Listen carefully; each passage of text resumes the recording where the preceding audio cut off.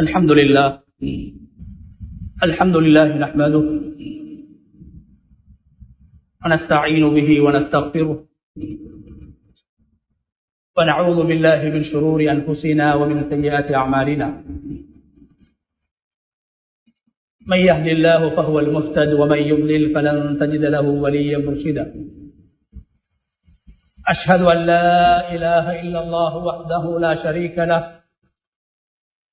وأشهد أن نبينا محمدا عبده ورسوله وصلوات الله وسلامه على سيدنا ونبينا محمد وعلى آله وأصحابه وأهل بيته ومن تبعهم بإحسان إلى يوم الدين. ما بعد، فأوصيكم عباد الله بتقوى الله جل وعلا. وقد قال الله تبارك وتعالى في كتابه العزيز: أعوذ بالله من الشيطان الرجيم، بسم الله الرحمن الرحيم. نحن قسمنا بينهم معيشتهم في الحياة الدنيا ورفعنا بعضهم فوق بعض درجات ليتخذ بعضهم بعضا سخريا ورحمة ربك خير مما يجمعون. صدق الله العظيم.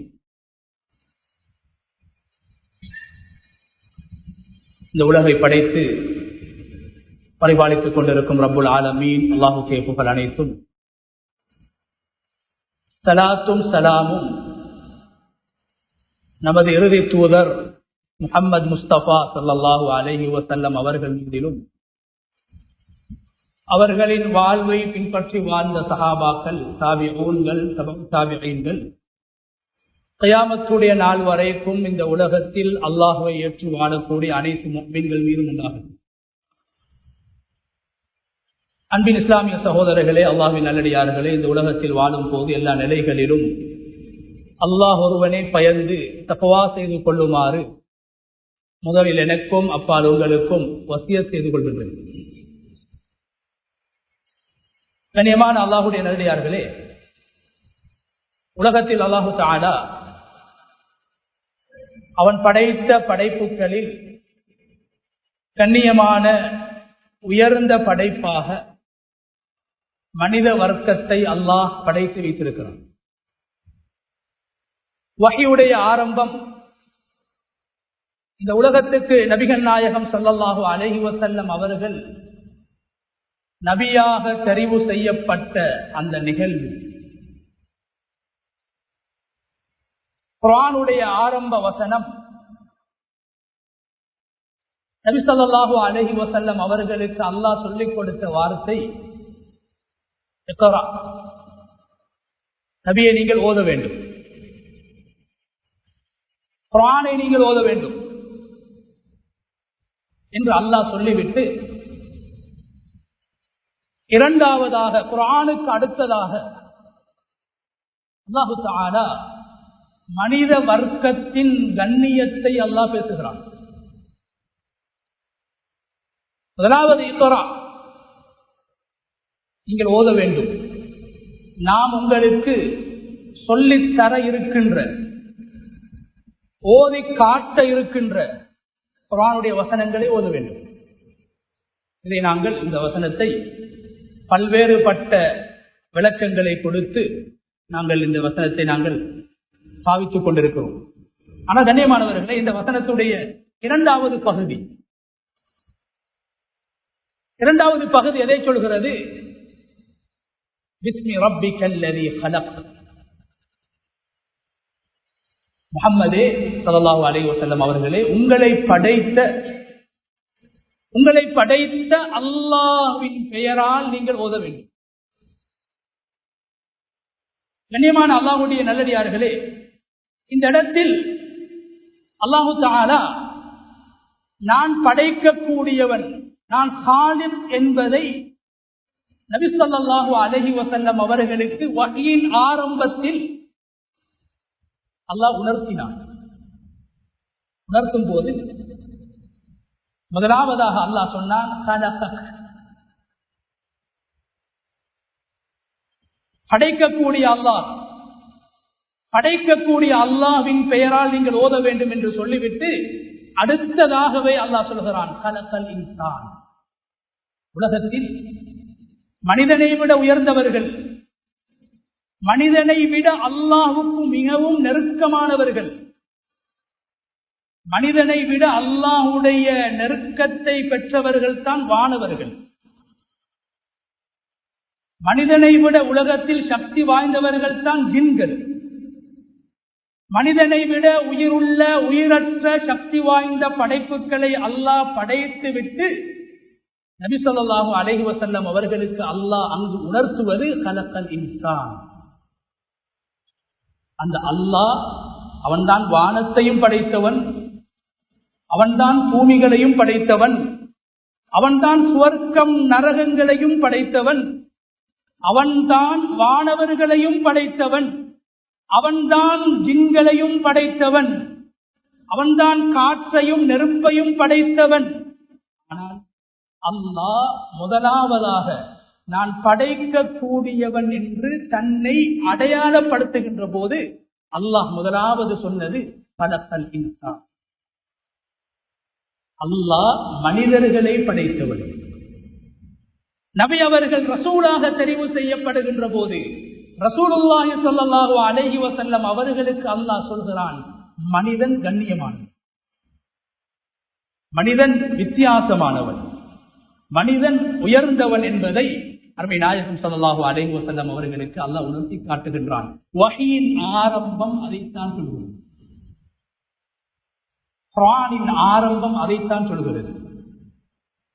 எனவே கண்ணியமானவர்களே, மனிதர்களில் உலகத்தில் யாரும் ஒதுக்கப்படக்கூடியவர்களாக, வீணர்களாக, வீணானவர்களாக யாரும் படைக்கப்பட்டது கிடையாது.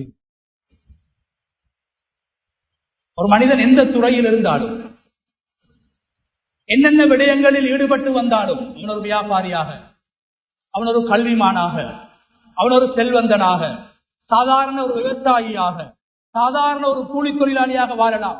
மனிதம் என்ற அடிப்படையிலே, இன்சான் என்ற அடிப்படையிலே கண்ணியமானவர் என்பதை குர்ஆன் மிக அழுத்தம் திருத்தமாக உணர்த்திக் கொண்டிருக்கிறது. கண்ணியமான அல்லாஹ்வுடைய நல்லடியார்களே, அந்த அடிப்படையில் உலகத்தில் மனிதர்களாக பிறந்தவர்கள், மனிதர்களாக தம்மை அடையாளப்படுத்தி வாழக்கூடியவர்கள் மனிதர்களை மதித்து வாழ பழக வேண்டும். ஒரு மனிதனை மதிப்பதற்கு அவன் ஒரு கல்விமானாக, அல்லது ஒரு செல்வந்தனாக, அல்லது ஒரு அதிகாரியாக, அல்லது ஒரு அமைச்சராக, அல்லது ஒரு ஜனாதிபதியாக மாத்திரம் இருக்க வேண்டும் என்பது கிடையாது. அவன் மனிதனாக படைக்கப்பட்டிருப்பது, அவன் மனிதனாக பிறந்திருப்பது, அவன் மனிதனாக வாழ்வது ஒரு மனிதனை மதிப்பதற்கு எங்களை தூண்ட வேண்டும். அந்த அடிப்படையில் கண்ணியமானவர்களே, குர்ஆன் மனிதர்களோடு நாங்கள் பழகக்கூடிய நேரத்தில், வாழக்கூடிய நேரத்தில் மனிதர்களை அல்லாஹ் உலகத்தில் தராதரத்தில் சிலரை விட உயர்த்தி, சிலரை விட சிலரை தாழ்த்தி அல்லாஹ் உலகத்தில் மனிதர்களை வாழ வைத்திருக்கிறார். நஹ்னு கஸம்னா பைனஹும் மஈஷத்தஹும் ஃபில் ஹயாத்தித் துன்யா. இந்த உலகத்தில் சிலரை நாம் விவசாயிகளாக, சிலரை நாம் வியாபாரிகளாக, சிலரை நாம் சாதாரண தொழிலாளிகளாக, சில பேரை நாம் சாதாரண வியாபாரங்களில் ஈடுபடக்கூடிய நடுத்தர வர்க்கத்தைச் சேர்ந்தவர்களாக என்று நாங்கள் படைப்பு வைத்திருக்கிறோம். மனிதர்களுடைய ரிஸ்கை நாங்கள் படைத்து, அந்த ரிஸ்கை தேடுகின்ற விதத்தில் மனிதர்களை அல்லாஹ் வித்தியாசமாக வைத்திருக்கிறார். وَرَفَعْنَا بَعْضَهُمْ فَوْقَ بَعْضٍ دَرَجَاتٍ. சிலரை விட நாங்கள் உயர்த்தி வைத்திருக்கிறோம். ஒரு விவசாயிக்கு வியாபாரியின் பக்கம் தேவை இருக்கிறது, ஒரு வியாபாரிக்கு விவசாயியின் பக்கம் தேவை இருக்கிறது. பாமர ஒரு மனிதனுக்கு ஒரு அறிவாளியின் பக்கம் தேவை இருக்கும், ஒரு அறிவாளிக்கு பாமர சாதாரண ஒரு கூலி தொழிலாளியின் பக்கம் தேவை இருக்கும். இவ்வாறு அவர்களுடைய ரிஸ்கை தேடும் விடயத்தில் அவர்களை நாங்கள் வித்தியாசப்படுத்தியிருக்கிறோமே தவிர அவர்கள் மனிதர்கள் என்ற அடிப்படையில் உயர்ந்தவர்கள் தாழ்ந்தவர்கள் என்று நாங்கள் பிரிக்கவில்லை. எனவே மனிதனாக பிறந்திருப்பதே ஒரு மனிதன் மதிக்கப்படுவதற்கும் கண்ணியப்படுத்தப்படுவதற்கும் போதுமானது என்பதுதான் குர்ஆன் சொல்லித் தரக்கூடிய சிந்தனையாக இருக்கிறது. அந்த அடிப்படையில் கண்ணியமானவர்களே, எங்களோடு வாழக்கூடிய 3 விதமான வர்க்கத்தினர்களை குர்ஆன் சற்று வித்தியாசமாக பேசியிருக்கு. உதாரணமாக, ஒரு அறிவாளி இன்னும் ஒரு அறிவாளியோடு, ஒரு ஆலிம் இன்னும் ஒரு ஆலிமோடு, ஒரு கல்விமான் இன்னும் ஒரு கல்விமானோடு அவருடைய தொடர்பு எப்படி இருக்க வேண்டும்? அவர்களுக்கு மத்தியில் போட்டியும் பொறாமையும் மாத்திரம் இருக்குமா? ஒரு கல்விமானோடு இன்னொரு கல்விமான், ஒரு அறிவாளியோடு இன்னொரு அறிவாளி எப்படி பழக வேண்டும்? குர்ஆன் பேசியிருக்கிறது. இதை பொதுவாகவே சொல்வார்கள், பொறாமை என்ற ஒன்று ஒரு செல்வந்தனுக்கும் இன்னொரு செல்வந்தனுக்கும் இடையில் இருக்கின்ற பொறாமை உணர்வை விட ஒரு கல்விமானுக்கும் இன்னும் ஒரு கல்விமானுக்கும் இடையில் இருக்கின்ற பொறாமை அதிகமானது.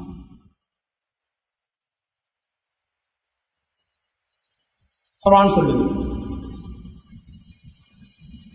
தஹாசுதுல் உலமா, கல்விமான்கள் அவர்களுக்கு மத்தியிலே ஏற்படுகின்ற பொறாமை உணர்வு என்ற ஒரு நூலும் இருக்கிறது. மிக அதிகமாக பொறாமை குடிகொண்டிருப்பது பெரும்பாலும் அறிஞர்களுக்கு மத்தியில்.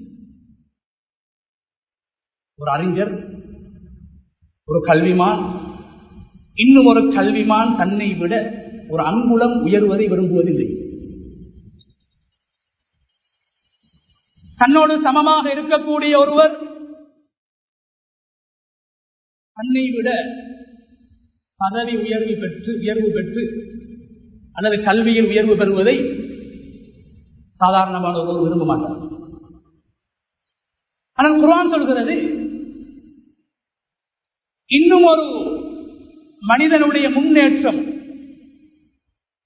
அவருக்கு அல்லாஹ் கொடுத்திருக்கக்கூடிய அனுபவங்களும் அறிவுகளும் ஆற்றல்களும் திறன்களும் உன்னுடைய அறிவு பயணத்துக்கு, உன்னுடைய கல்வி பயணத்துக்கு, உன்னுடைய முன்னேற்றத்துக்கு தடையாக அமையாது. அம் யஹ்சுதூனன்னா அலா மா ஆதாஹுமுல்லாஹு மின் ஃபض்லி. அல்லாஹ் கேட்கிறான், அல்லாஹ் சில பேரை விட சில பேருக்கு அறிவு ஞானங்களை, விளக்கங்களை, உயர்வுகளை கொடுக்கிறத பார்த்து, அல்லாஹ் கொடுக்கிறத பார்த்து இவங்க பொறாமப்படுறாங்களா? இவங்க பொறாமப்படுறாங்களா? ஃபகத் ஆதைனா ஆல இப்ராஹீம் அல் கிதாப வல் ஹிக்மா. அல்லாஹ் சொல்றான், முஹம்மது ஸல்லல்லாஹு அலைஹி வஸல்லம் பார்த்து சொல்றான், நபியே உங்களோட குடும்பத்துக்கு கிடைக்காது, நபி அவர்களுக்கு பின்னால் நபிமார்களே கிடையாது, உங்களுடைய குடும்பத்துக்கு கிடைக்காத கல்வி ஞானங்களை, அறிவு பொக்கிஷங்களை இப்ராஹிமுடைய குடும்பத்துக்கு நாங்க கொடுத்திருக்கிறோம். நபி அவங்க பொறாமப்படல, அல்லாஹ் எங்களுக்கு ஒரு உதாரணமா சொல்றாங்க. ஃபகத் ஆதைனா அல இப்ராஹீம் அல் கிதாப வல் ஹிக்மா. நாங்க இப்ராஹிம் குடும்பத்தை அறிவுள்ள குடும்பமாக ஆக்கியிருக்கிறோம். ஏன்? இப்ராஹிம் அலைஹிஸ்ஸலாத்துடைய மகன் தான் இஸ்ஹாக் அலைஹிஸ்ஸலாம். அல்லாஹ்வே குர்ஆன்ல சொல்றான், குலாமுன் அலீம். அவர் பிறக்கிறதுக்கு முன்னாலே அல்லாஹ் சொல்லிட்டான், வபஷர்னாஹு பிகுலாமின் அலீம். பல வருட காலம் குழந்தை பாக்கியம் அற்று வாழ்ந்த ஒரு குடும்பம் இப்ராஹிம் அலைஹிஸ்ஸலாம், அவர்களுடைய மனைவி, முதல் மனைவி சாரா. அல்லாஹ் என்ன சொன்னா, நாங்க இந்த குடும்பத்துக்கு அறிவு ஆற்றல் உள்ள, திறமை உள்ள ஒரு குழந்தையை கொடுக்க இருக்கிறோம். பிறப்பதற்கு முன்னாலே அல்லாஹ் சொல்லிட்டு அறிவாளி. அந்த இஸ்ஹாக் அலைஹிஸ்ஸலாத்துடைய மகன் தான் யாக்கூப் அலைஹிஸ்ஸலாம். அந்த யாக்கூப் அலைஹிஸ்ஸலாத்துக்கு இன்னொரு பேர் இருக்குது, இஸ்ராயீல். குர்ஆன் பேசுது, பனு இஸ்ராயீல், இஸ்ராயீலுடைய பிள்ளைகள் என்று யூதர்களை குர்ஆன் வர்ணித்துக் கொண்டிருக்கிறது. அந்த யூத வர்க்கத்தின் ஸ்தாபகர் யாக்கூப் அலைஹிஸ்ஸலாம். அறிவில் கூடியவர்கள். இப்ராஹிம் அலைஹிஸ்ஸலாத்துடைய பேரன், அந்த யாக்கூப் அலைஹிஸ்ஸலாத்துடைய மகன் யூசுப் அலைஹிஸ்ஸலாம், அவர்களையும் அல்லாஹ் சொல்கிறான் அறிவுள்ளவர் என்று. அல்லம்னாஹு மின் தஅபீரில் அஹாதீஸ், உலகத்தில் யாருக்கும் கொடுக்கப்படாத அறிவை அல்லாஹ் யூசுப் அலைஹிஸ்ஸலாம் அவர்களுக்கு கொடுத்திருந்தான். என்ன அறிவு? கனவுகளுக்கு சரியான விளக்கம் கொடுக்கக்கூடிய அறிவு கொடுக்கப்பட்டவர்கள் யூசுப் அலைஹிஸ்ஸலாம். எனவே இஸ்ஹாக் அலைஹிஸ்ஸலாம், அவர்களுடைய மகன் யாக்கூப் அலைஹிஸ்ஸலாம், யாக்கூப் அலைஹிஸ்ஸலாத்துடைய மகன் யூசுப் அலைஹிஸ்ஸலாம், இவர்கள் எல்லோரையும் குர்ஆன் கல்விமான்கள், அறிவாளிகள், அறிஞர்கள், அறிவின் உச்சத்தை அடைந்தவர்கள் என்று அல்லாஹ் பேசுகிறான். இவர்களுக்கு கொடுக்கப்பட்ட அறிவை, உயர்வை, கண்ணியத்தை பார்த்து இன்னும் ஒரு குடும்பம் அல்லது இன்னும் ஒரு அறிஞர் பொறாமைப்பட்டுவிடக் கூடாது. ஏன்? பொறாமை என்பது புத்திஜீவிகளின், அறிஞர்களின் உள்ளத்தில் வாழக்கூடிய ஒன்று. அதனால் நபியை பார்த்து அல்லாஹ் சொல்றான், இப்ராஹிமுடைய குடும்பத்துக்கு நாங்க வேதத்தையும் கொடுத்தோம், கல்வி ஞானங்களையும் கொடுத்தோம். அந்த இப்ராஹிமுடைய குடும்பத்தில் ஆட்சியாளர்களும் உருவாகினார்கள். எனவே நாங்க உலகத்துல சில பேரை அறிவுல, கல்வியில நாங்க உயர்த்தி வச்சிருக்கிறத பார்த்து நீங்க பொறாமப்படக்கூடாது. உங்களோட குடும்பத்துல நீங்க மட்டும்தான் நபி. இப்ராஹிமுடைய குடும்பத்துல 4க்கும் மேற்பட்ட நபிமார்களை அல்லாஹ் உருவாக்கி இருந்தார். அதை பார்த்து பொறாமைப்பட்டு விடக்கூடாது. இன்னும் ஒருவரை நீங்கள் உயர்த்த வேண்டும், அவர் வளர்வதற்கு இடம் கொடுக்க வேண்டும். இன்னும் ஒரு அறிஞரை, அறிவாளியை விரித்து நீங்கள் உயர வேண்டும் என்று எதிர்பார்க்க கூடாது. இன்னும் ஒரு அறிவாளியை சாடி நீங்கள் கண்ணியத்தை பெற வேண்டும் என்று எதிர்பார்க்க கூடாது. இன்னும் ஒரு அறிவாளியுடைய சந்தில் ஏறி நின்று நீங்கள் உயர்வை பெறக்கூடாது. குர்ஆன் சொல்லித் தருகிறது. இன்னும் ஒருவருடைய முன்னேற்றம் ஒரு முஸ்லிமுடைய உள்ளத்தை குளிரச் செய்ய வேண்டுமே தவிர எரிய செய்யக்கூடாது. எனவே குர்ஆன் பேசுது, ஒரு அறிவாளி இன்னொரு அறிவாளியுடைய முன்னேற்றத்தை எப்படி அணுகிறது, எப்படி பார்க்கிறது. மூசா அலைஹிஸ்ஸலாம் வேதம் கொடுக்கப்பட்ட ரசூல். உலகத்தில் 1,00,000க்கும் மேற்பட்ட நபிமார்கள் வாழ்ந்திருக்கிறார்கள். அந்த நபிமார்களில் மிக உயர்ந்தவர்கள், மிக சிறந்தவர்கள், கண்ணியமானவர்கள் நபி முஹம்மது ஸல்லல்லாஹு அலைஹி வஸல்லம். இரண்டாவது நபி இப்ராஹிம் அலைஹிஸ்ஸலாம் அவர்கள். மூன்றாவது உலகத்தில் வாழ்ந்த அனுப்பப்பட்ட நபிமார்களில் மிக சிறந்தவர்கள் நபி மூசா அலைஹிஸ்ஸலாம் அவர்கள். நான்காவது நூஹ் அலைஹிஸ்ஸலாமா, இஸ்மாயில் அலைஹிஸ்ஸலாமா, யூசுப் அலைஹிஸ்ஸலாமா என்று உலமாக்களுக்கு மத்தியில் கருத்து வேற்றுமை இருக்கிறது. ஆனால் உலகத்தில் அனுப்பப்பட்ட ரசூல்மார்களில் மூன்றாவது மிக உயர்ந்தவர்கள் மூசா அலைஹிஸ்ஸலாம் என்ற கருத்தில் இரண்டாவது முரண்படக்கூடிய ஒரு கருத்து கிடையாது. அந்த அளவுக்கு உயர்ந்தவர்கள் மூசா அலைஹிஸ்ஸலாம். ஆனால் இந்த மூசா அலைஹிஸ்ஸலாத்து வஸலாம் அவர்களுக்கு அல்லாஹ் பேச்சாற்றலை கொடுக்கவில்லை ஆரம்பத்தில். ஆனால் மிக கண்ணியமான, மிக உயர்ந்த, மிக கடினமான மார்க்கம். 4 வேதங்களில் மிக கடினமான வேதம். அதை ஓதுவதற்கே சிரமம். அதை மரணமிட்டவர்களை யூதர்கள் அல்லாஹ்வுடைய பிள்ளை என்று சொல்லும் அளவுக்கு உஸைர் என்ற ஒருவர், ஒரு சாலிஹான ஒரு அடியான், இந்த தௌராத்தை மரணம் செய்த காரணத்தினால்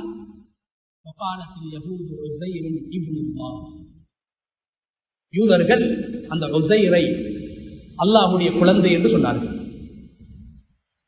அந்த அளவுக்கு சிரமமான, கஷ்டமான வேதம் கொடுக்கப்பட்ட மூசா அலைஹிஸ்ஸலாம் அவர்களுக்கு அல்லாஹ் பேச்சாற்றலை கொடுத்திருக்கவில்லை, அறிவை கொடுத்திருந்தான். உடம்புடைய சக்தியை அல்லாஹ் குர்ஆன்ல பேசுறான், சக்தி வாய்ந்தவர்கள். ஆனால் பேச்சாற்றலை அல்லாஹ் கொடுத்திருக்கவில்லை. இந்த மூசா அலைஹிஸ்ஸலாத்தை பார்த்து அந்த காலத்தில் 3 பயங்கரமானவர்கள் உலகத்திலே இருந்தார்கள். பொதுவாக எல்லா நபிமார்களுக்கும் சவாலாக இருப்பது ஒருவர். இப்ராஹிம் அலைஹிஸ்ஸலாத்துக்கு சவாலாக இருந்தது ஒரு ஆள் தான், நம்ரூத். மூசா அலைஹிஸ்ஸலாத்துடைய தனித்துவம் என்ன, வித்தியாசம் என்னவென்றால், பேச தெரியாத ஒருவர் ரசூலாக இருக்கும் போது பேசினா கொன்னுவாங்க, பேச்சில திருத்தம் இல்லை. ஆனா 3 பிரமாண்டமான படுமோசமான அநியாயக்காரர்கள் அந்த காலத்தில் இருந்தார்கள். 3 பேருக்கு சவாலாக சாதாரண பேச தெரியாத ஒருவர். யார் 3 பேர்? ஃபிரௌன், ஹாமான், காரூன். எந்த நபிக்கும் 3 பேர்கள் சவாலாக இருக்கவில்லை. ஒவ்வொரு நபிமார்களுக்கும் மிக சவாலாக இருந்தது ஒருவர் தான். மூசா அலைஹிஸ்ஸலாம் அவர்களுக்கு மாத்திரம் 3 பேர் கண்ணியமானவர்கள். இந்த 3 பேர்களில் பயங்கரமானவன் ஃபிரௌன், ரம்சீஸ். இந்த ஃபிரௌன், ரம்சீஸ் என்று சொல்லப்படக்கூடியவனிடத்தில் மூசா அலைஹிஸ்ஸலாம் அல்லாஹ்வுடைய தூதுவை கொண்டு போய் சேர்க்க வேண்டும். அல்லாஹ்வுடைய கட்டளை. ஃபிரௌன் செல்வந்தன், அறிவாளி, ஆட்சியாளன், நல்ல பேச்சு திறமை உள்ளவர். மூசா அலைஹிஸ்ஸலாத்துக்கு பயம் வந்துச்சு. இந்த ஃபிரௌனோட போய் நான் என்னத்தை பேசுறது? எனக்கு பேசினாலே கொள்ளுது, பேச்சு திருத்தம் இல்லை, என்னத்தை பேசுறது? கண்ணியமான அல்லாஹ்வுடைய நல்லடியார்களே, இந்த நேரத்தில் மூசா அலைஹிஸ்ஸலாம் அவங்களை விட 4 வருஷம் முந்தி பிறந்தவங்க தான் அவங்களோட சகோதரர் ஹாரூன் அலைஹிஸ்ஸலாம். இவங்க சாதாரண ஒரு நபராகத்தான் இருந்தாரு, நபியாக இருக்கிறது. ஆனா மூசா அலைஹிஸ்ஸலாம் பார்த்தாங்க, எனக்கு இல்லாத பேச்சாற்றலும் அறிவும் என்ற நானாட்ட இருக்கி. மூசா அலைஹிஸ்ஸலாம் அல்லாஹ்ட்ட சொல்றாங்க. அல்லாஹ் சொல்றான், இத்ஹப் இலா ஃபிரௌன், மூசா நீங்க ஃபிரௌன்ட்ட போங்க, இன்னஹு தகா, அவன் வழி தவறி விட்டான், எல்லையை மீறி விட்டான், வரம்பு கடந்து விட்டான், அவனை சந்திக்க வேண்டும், பேச வேண்டும். மூசா அலைஹிஸ்ஸலாம் அல்லாஹ்ட்ட சொன்னாங்க, ஹாரூன் அஹி, அஹி ஹாரூன், யா அல்லாஹ், யார்? என்ற சகோதரன். ஹாரூன் என்று கூட சொல்லல, அஹி ஹாரூன், என்ற நானா ஹாரூன், அஸ்ஸஹு மின்னி லிசானா, அவர் என்னை விட நல்லா பேசுவார். ஃபிரௌனோடு எப்படி பேசணும் என்ற நுணுக்கம், விவேகம், அறிவு அவர் தெரிவி. எனவே அவரை யா அல்லாஹ் என்னோடு அனுப்பு, வஜஅல்ஹு வஸீரன், அவர் ஒரு அமைச்சராக எனக்கு உதவியாக அனுப்பு. அர்சில்ஹு மஅ யரிது அன் யுஸத்திகுனி அகாஃப யுகதிபூன். யா அல்லாஹ், நான் மட்டும் போய் ஃபிரௌனோட பேசினா என்னை ஏற்றுக்கொள்ள மாட்டாங்க, என்னை பொய்ப்பிப்பாங்க. ஏண்ட நானா ஹாரூனை என்னோட அனுப்புங்க, அவர் என்னை விட திறமையானவர். கண்ணியமானவர்களே, நாங்க வாழக்கூடிய காலம் எப்படி? சொந்த நானா ஒரு வாகனம் வாங்கலாம். தம்பியே சொல்வான், போதை பொருள் வியாபாரம். ஒரு சேருக்கு ஒரு மோட்டார் பைஸ்கல் வாங்கலாம். ஒரு மௌலவிக்கு ஒரு சாதாரண பைஸ்கல் வாங்கலாம். குடும்பத்திலிருந்தே ஆரம்பிக்கும். கூட பிறந்தவனே சொல்வான், அவனுக்கு கொடுத்துறாத எனக்கு தான். கூட பிறந்தவனே சொல்வான், அவன் கடைக்கு போவாது, எந்த கடைக்கு வா, விலையை குறைச்சுத்தான். கூட பிறந்தவனே சொல்வான், அவன் பொய் சொல்லி வியாபாரம் செஞ்சுதான் வாகனத்தை வாங்கியிருக்கிறான். கூட பிறந்தவனே சொல்வான், அவனுக்கு பதவி உயர்வு கிடைக்க கூடாது, எனக்கு தான் வேணும். பொறாமை யாரை விட்டு வைக்க வேண்டும். கூட பிறந்த பிள்ளை சகோதரனை பார்த்து கூட பொறாமைப்படக்கூடியவர்கள் வாழ்கின்ற ஒரு காலம் தான் நாங்கள் வாழக்கூடிய நவீன காலம். ஆனா மூசா அலைஹிஸ்ஸலாம் என்ன சொன்னாங்க? அல்லாஹ்ட்ட சொன்னாங்க, அவர் ரசூலாக, வேதம் கொடுக்கப்பட்டவராக, நபியாக இருந்தும் அவங்க பார்த்தாங்க, எனக்கிட்ட இல்லாத ஒன்று என நானாட்ட இருக்கிறது, அவரும் முன்னேறணும். அவரும் எப்பயுமே ஒரு கூலி தொழிலாளியாக இருக்கப்பட, அவரும் என்ன மாதிரி வியாபாரியாக மாறணும், அவரும் என்ன மாதிரி ஒரு அறிவாளியா மாறணும். அல்லாஹ்ட்ட சொல்றாங்க, யா அல்லாஹ், என் சகோதரன் எனக்கு உதவியாக அனுப்பிடு. கண்ணியமான அல்லாஹ்வுடைய நல்லடியார்களே, அல்லாஹு தஆலா வெறும் உதவியாக மாத்திரம், ஒரு பேச்சாளராக மாத்திரம் ஹாரூன் அலைஹிஸ்ஸலாத்தை அல்லாஹ் தெரிவு செய்யல, ஒரு நபியாக அல்லாஹ் தெரிவு செய்ய. தம்பி நானாட்ட இருக்கக்கூடிய ஒரு அனுபவத்தை, ஒரு அறிவை, ஒரு தனித்துவத்தை, ஒரு ஆற்றலை இனம் கண்டு நானாவும் முன்னேறணும். நான் எப்பயுமே கூலி தொழிலாளி இருக்கப்பட, அவர் ஒரு வியாபாரியா மாறணும், அவரும் ஒரு கல்விமானா மாறணும், ஊக்குவிச்சாங்க, உற்சாகப்படுத்தினாங்க. அல்லாஹ்ட்ட சொன்னாங்க. அல்லாஹ் தஆலா குர்ஆன்ல அதை பேசுறான். மூசா அலைஹிஸ்ஸலாம் அல்லாஹ்ட்ட சொன்ன என்ன நாளை என்ன விட நல்லா பேசுவான், அவன் உதவிக்கு அனுப்புங்க சொன்ன அந்த வார்த்தையை கியாமத்துடைய நாள் வரைக்கும் ஓதக்கூடிய குர்ஆன்ல அல்லாஹ் பிரஸ்தாபித்து கொடுக்கிறான். எனவே கல்விமான்களே, அறிஞர்களே, அறிவுள்ளவர்களே, எங்களுடைய அறிவு பணிவை உண்டாக்க வேண்டும். இன்னும் ஒருவருடைய முன்னேற்றத்தை பார்த்து மகிழ்கின்ற உணர்வை ஏற்படுத்த வேண்டுமே தவிர இன்னும் ஒருவருடைய முன்னேற்றம் பதவி உயர்வை பார்த்து எரிகின்றவர்களாக நாம் எரிந்து சாம்பலாக விடக்கூடாது.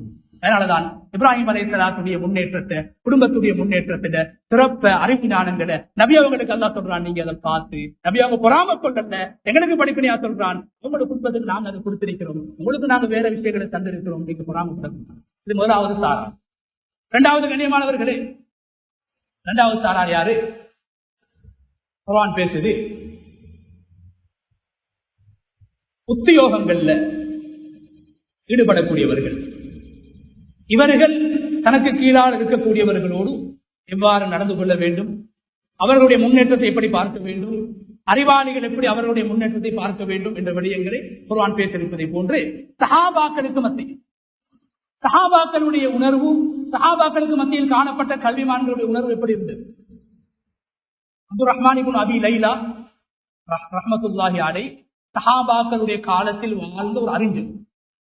அவர் சொல்றாரு, என் வாழ்க்கையில நான் 120 உலமாக்களை, சஹாபாக்கள்ல உலமாக்களை சந்திச்சிருக்கிறேன். 120. அந்த 120 பேரும் எப்படிப்பட்டவங்கண்டா, அவங்கள்ட்ட ஒரு கேள்வி கேட்கப்பட்டா எனக்குத்தான் எல்லாம் தெரியும் என்று பாஞ்சிருந்து போக மாட்டாங்க. எனக்கிட்ட எல்லாம் கேள்வி கேட்கணும், எனக்கிட்ட எல்லாம் பத்துவா கேட்கணும், எனக்கிட்ட எல்லாம் மசூரா பண்ணணும். இந்த உணர்வு ஈமானோடு கல்வியை கற்ற, ஆன்மீகத்தோடு அறிவை பெற்ற அறிஞரிடத்தில் இருக்கக்கூடாது. என்னை விட உயர்ந்த ஒரு அறிவாளி உலகத்தில் இருப்பார் இந்த சிந்தனை இருக்கிறது. அவர் சொல்றாரு, 120 சஹாபாக்களை நான் கண்டேன். அவங்கள்ட்ட ஏதாவது கேள்வி கேட்கப்பட்ட அவங்களுக்கு பதில் தெரிஞ்சாலும் கூட அவங்க சொல்லுவாங்களாம், இன்னாரிடத்துல போய் கேளுங்க, அவருக்கு என்னை விட அறிவிருக்குது. தெரிஞ்சும் சொல்லுவாரு, நீங்க இவர்த்த போய் கேளுங்க, என்னை விட அவர் உங்களுக்கு பதில சரியாக தருவாரு. சுத்தி சுத்தி சுத்தி அதே கேள்வி அதே நபரிடத்துல திருப்பி கேட்கப்படும். நான் தான் உயர்ந்தவன், என்னை விட்ட ஆள் இல்லை, என்னை விட்ட அறிவாளி இல்லை என்ற உணர்வும் சஹாபாக்களுக்கு மத்தியில் இருக்கவில்லை. மற்றவர்களையும் மதிக்க வேண்டும், மற்ற கல்விமான்களையும் உயர்த்த வேண்டும், அவர்களுக்கும் பதவி உயர்வு கிடைக்க வேண்டும், அவர்களும் உயர்வை பெற வேண்டும் என்ற எண்ணம் சஹாபாக்களுக்கு மத்தியிலே காணப்பட்டிருக்கு.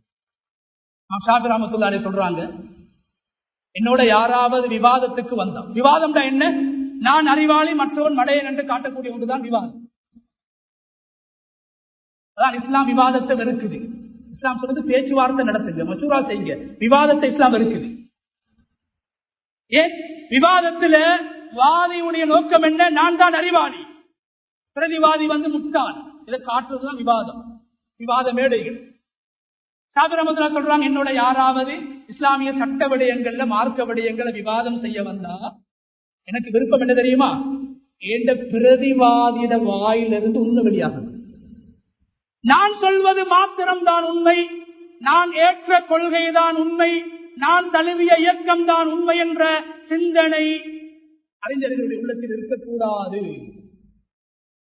ஷாஃபி ரஹ்மத்துல்லாஹி அலைஹி அவர்கள் இஸ்லாமிய அறிஞர், அதே நேரத்திலே ஒரு வைத்தியர், பல துறைகளில் ஈடுபாடு காட்டி என்ன சொன்னார்கள், என்னுடைய பிரதிவாதியுடைய வாயிலிருந்து உண்மை வர வேண்டும், ஹக்கு வர வேண்டும் என்பதை நான் எதிர்பார்க்கிறேன். நான் தோல்வி அடைந்தாலும் பரவாயில்லை, உண்மை வெளிப்பட வேண்டும்.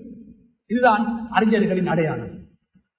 அறிவில் முதிர்ச்சி அடைந்திருக்கிறார் என்பதற்கான அடையாளம். மூன்றாவது வர்க்கம் கண்ணியமானவர்களே, செல்வந்த வர்க்கம்.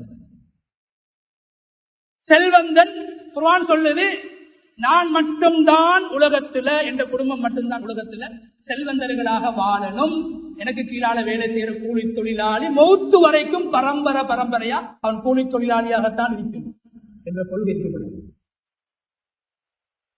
வியாபாரி, தனக்கு கீழால வேலை செய்யக்கூடிய கூலி தொழிலாளிகளும் என்னை போன்ற வியாபாரியாக தொழிலதிபராக வாழ வேண்டும் என்ற உணர்வோடுதான் சம்பளமும் கொடுக்கணும்.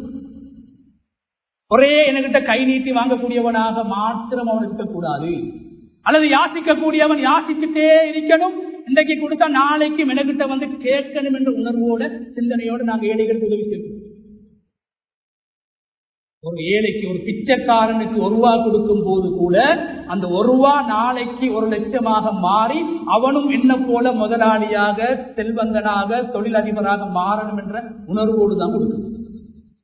அப்படி இல்லைண்டா செல்வந்தர்களாக வாழ்ந்துவிட்டே செல்வார்கள். ஏழைகள் வறுமையின் உச்சத்தை அடைந்து ஏழைகளாக மரணித்து விட்டே செல்வார்கள். 2 விடயத்தை சொல்லி முடித்துக் கொள்வது. நபி ஸல்லல்லாஹு அலைஹி வஸல்லம் அவங்கள்ட்ட வாராங்க. நபி அவர்களுடைய மனைவி ஹதீஜாவின் சகோதரன் ஹிஸாமின் மகன் ஹக்கீம் இப்னு ஹிஸாம் என்று சொல்லக்கூடிய வித்தியாசமான ஒரு சஹாபி. அவங்க பிறந்தது காபத்துல்லாக்குள்ள, யாருக்கும் கிடைக்காத சிறப்பு. அவங்களோட உம்மா தவாப் செஞ்சு கொண்டிருக்கிறா, பிரசவ வலி ஏற்படுது.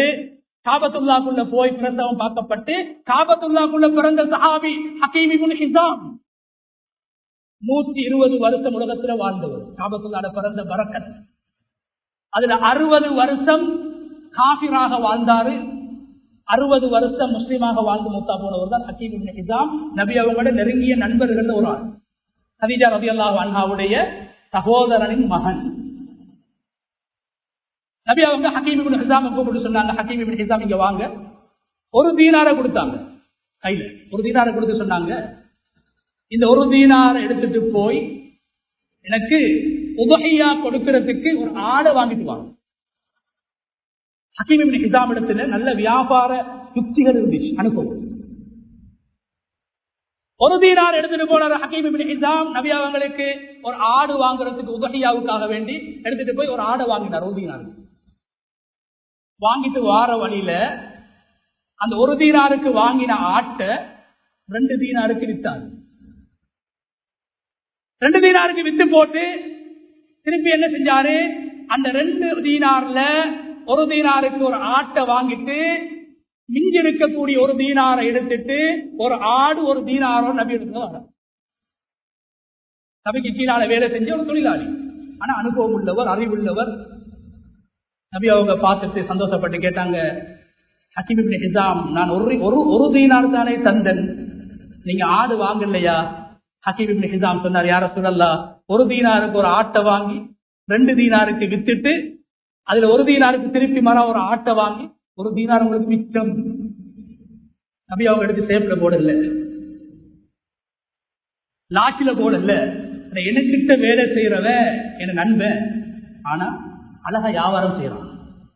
ஹலாலான முறையில 2 தீனாருக்கு வாங்கின ஒரு ஆட்டை 2 தீனாருக்கு வித்து அதிலே மிச்சம் பிடிச்சிட்டு வந்திருக்கிறான். அந்த ₹1 கொடுத்து நபி அவங்க சொன்னாங்க, ஹக்கீம் இப்னு ஹிஸாம், உனக்கு நான் சதக்கா தாரேன், அல்ல இது பரக்கத் செய்யும். இப்படி மாறினார் பிற்காலத்துல. ஒரு செல்வந்த முதலாளி தொழிலதிபருடைய எண்ணம் இருக்கணும், எனக்கு கீழான இருக்கிற டிரைவர் 40 வருஷமா டிரைவரா இருந்தா மூத்தா போகணும் என்று விரிக்கப்படா. அவனும் என்ன மாதிரி தொழிலாதியா மாறணும், அவனும் முதலாளி சீட்டு அவனும் உட்காரணும், அவனும் கெஷியர் மேசையில உட்காரணும், என்ன மூத்துக்கு போறவும் சரி நல்லா அவன் உயரணும். அந்த சிந்தனை இருக்கணும். அவனை பார்த்து பொறாமப்படக்கூடாது, அவன முன்னேற்றத்தை பார்த்து பொறாமப்படக்கூடாது. யாரு சம்பளம் அந்த மோட்டர் பேஸ்கள் வாங்கியிருக்கிறாய் கேட்கப்படாது, கஷ்டப்பட்டு வாங்கியிருப்பான், அவனை உற்சாகப்படுத்தணும். சொன்னாங்க நபி அவங்க, 1 தீனார் உனக்கு சதக்கா வச்சுக்கோ, அல்லாஹ் உனக்கு இதை பரக்கத் செய்வான்.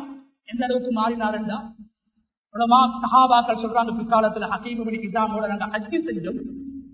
ஹஜ்ஜிக்கு வந்த நேரத்துல ஹஜ்ஜிக்கு வந்தவங்களுக்கு 1000 ஆடுகளை அறுத்து சாப்பாடு போட்டார். 1000 ஆடு, 100 அடிமைகளை உரிமையிட்டாரு. காசு கொடுத்து அடிமைகளை வாங்கி உரிமையிட்டாரு. 100க்கும் மேற்பட்ட ஒட்டகங்களை அறுத்து ஏழைகளுக்கு கொடுத்தார். கண்ணியமானவர்களே, 1 தீனார நபி அவங்க கொடுக்கக்கூடிய நேரத்தில் நல்லெண்ணத்தோட கொடுத்தாங்க. இவனும் ஒரு வியாபாரியாக மாறணும், தொழிலதிபராக மாறணும், இவனுக்கு இதுல பரக்கத்து கிடைக்கணும். 1 தீனார கொடுத்தாங்க. இன்று வரைக்கும் வரலாறு பேசுகின்ற செல்வந்தர்களில் ஒருவராக ஹக்கீம் இப்னு ஹிஸாம் மாறினார். எனவே ஒரு செல்வந்தனுடைய உணர்வு, செல்வந்த வர்க்கத்துடைய உணர்வு, ஏழைகள் எப்பயுமே ஏழையாக வாழ்ந்து மூத்தா போப்படா, அவங்களும் செல்வந்தர்களாக மாறணும், அவங்களும் உயரணும், அவங்களும் என்ன மாதிரி கார் வாங்கணும், அவங்களும் என்ன மாதிரி பைக் வாங்கணும், அவங்களும் என்ன மாதிரி வீடு கட்டணும் என்ற நல்ல எண்ணம், இன்னொத்தனை உயர்த்துற எண்ணம் இருக்கணுமே தவிர இன்னொத்தனை மிரிக்கிற எண்ணம் இருக்கக்கூடாது. இஸ்லாம் குறித்து நபியிடத்தில் ஒரு வாலிபர் வாராரு. ஒரு வாலிபன் அன்சாரி, வந்து சொல்றாரு, யா ரசூலல்லாஹ், எனக்கு ஏதாவது தாங்க, யாசிச்சுவாரு. யாசிச்சவன் பிச்சைக்காரன், யாசக கேட்டாங்க நபி அவங்க, உனக்கு வீட்டுல என்ன இருக்குது? இந்த யாசக சொன்னாரு, எனக்கு ஒன்றுமில்லை யா ரசூலல்லாஹ், நான் போத்தி தூங்கக்கூடிய ஒரு புடவையும் ஒரு போர்வையும், நான் தண்ணி குடிக்கிறதுக்கு ஒரு கப் இருக்குது, ஒரு கோப்பு இருக்குது. சொன்னாங்க ரசூல் ஸல்லல்லாஹு அலைஹி வஸல்லம், நீ பிச்சைக்காரனாவே மூத்தா போயிடணும். இல்ல, ஒரு பிச்சைக்காரனும் தொழிலதிபராக மாற வேண்டும், செல்வந்தனாக மாற வேண்டும், கொடுக்கக்கூடியவனாக மாற வேண்டும், உதவக்கூடியவனாக மாற வேண்டும், எப்போதும் கையெழுந்தக்கூடியவனாக இருக்கக்கூடாது. சொன்னாங்க அந்த சஹாபியை பார்த்து, நீ வீட்டை போய் நீ போத்துற அந்த போர்வையையும் நீ தண்ணி குடிக்கிற கிளாஸையும் எடுத்துட்டு வந்து நபி அவங்க சஹாபாக்களை கூப்பிட்டு கேட்டாங்க, இந்த கோப்பையையும் இந்த போர்வையையும் யாரு வாங்குறது? ஒரு சஹாபி சொன்னார், யார சொல்லலாம், ஒரு திருகம் தாரன், ஒரு திருகம். சொன்னாங்க நபி அவங்க, என்ன ஒரு திருகத்துக்கு தரையும்? நபி அவங்க வியாபாரம் பண்றாங்க, ஒரு திருகத்துக்கு தரையிடாது. இன்னொரு சஹாபி சொன்னார், யார சொல்லலாம், 2 திருகத்துக்கு தாரன், 2 திருகத்துக்கு வாங்குறேன். சொன்னாங்க நபி ஸல்லல்லாஹு, 2 திருகம் இல்ல. 2 திருகத்தை எடுத்தாங்க நபி அவங்க, அந்த போர்வையையும் குவளையையும் அந்த எந்த சஹாபி 2 திருகம் கொடுத்தாரோ அந்த சஹாபிக்கு கொடுத்தாங்க. கொடுத்துட்டு அந்த ஏழை சஹாபி யாசகனை, பிச்சை கேட்டவனை நபி அவங்க அழைச்சி சொன்னாங்க, இந்த 2 திருகம் இருக்குது, ஒரு திருகத்துக்கு ஏதாவது உணவு பொருட்களை வாங்கி, சாப்பாடை வாங்கி, சோறை வாங்கி, ரொட்டியை வாங்கி கொண்ட பிள்ளைகளுக்கும் மனைவிக்கும் கொடுத்துட்டு, இந்த விலை இருக்கக்கூடிய ஒரு திருகத்தை எடுத்துட்டு மார்க்கெட்டுக்கு போய் ஒரு கோடாலியை வாங்கிட்டு, கோடாலி, இரும்பு கோடாலி போனார். அந்த சஹாபி இரும்பு கோடாலியை வாங்கிட்டு வந்தாரு. அதுக்கு புடி கூட இல்ல. ஹதீஸ்ல வருது, நபி அவங்க தந்த கையால மரத்துல இருந்து ஒரு கொப்பை வெட்டி அந்த கோடாலிக்கு புடிய போட்டு கொடுத்து சொன்னாங்க, தோழனே, இதை எடுத்துட்டு போய் காட்டுக்கு போய் மரங்களை வெட்டி, இலைகொலைகளை வெட்டி, விறகுகளை வெட்டி, கொல்லிகளை வெட்டி நீ வியாபாரம் செய்யணும். 15 நாளைக்கு நீ பிச்செடுக்கப்படாது, 15 நாளைக்கு கொண்ட நான் பார்க்கப்படாது, இந்த இடத்துக்கே நீ வரப்படாது, தொழில தான் ஈடுபடணும். அந்த சஹாபியும் போனாரு, காட்டுக்கு போனாரு, விறகு வெட்டினாரு. கண்ணியமான அல்லாஹ்வுடைய நபியார்களே, 15 நாளைக்கு பின்னார நபி இடத்துல வாராரு, 10 திரகம் எடுத்துக்கொண்டு வாராரு, 10 திரகம் எடுத்துக்கொண்டு வாராரு.